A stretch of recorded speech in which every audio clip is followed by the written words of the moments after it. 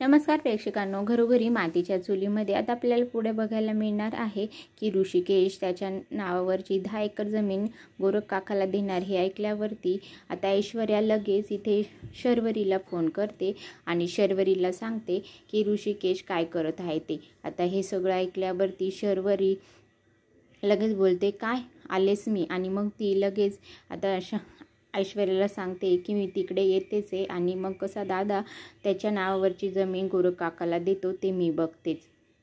आता शर्वरी फोन ठेवते तर इकडे दुसरीकडे ऋषिकेश त्याच्या नावावरची जमीन गोरख काकाच्या नावावर करण्यासाठी साईनच करत असतो. तेव्हाच शर्वरी तिकडे येते आणि शर्वरी लगेच बोलते की थांब दादा, तू काय करतोयस म्हणून. आता असं बोलल्यावरती ऋषिकेश लगेच उठून उभा राहतो आणि शर्वरी त्याच्या समोर येते.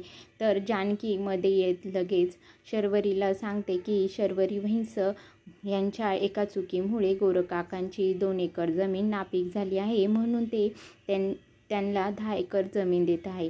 आता हे सगळं ऐकल्यावरती इकडे गोरख काका वकील ते भी बघतच राहतात आणि मग त्यांनाही कळत नाही नक्की काय चालू आहे. त्यावरती आता शर्वरी खूप चिडते आणि लगेच म्हणते, मग यामध्ये माझा आणि सारंगचा काय दोष आहे, आमची काय चुकी आहे. त्यावरती लगेच इथे ऋषिकेश सांगतो की मी माझ्या नावावर असलेली 10 एकर जमीन गोरख काकांना देत आहे.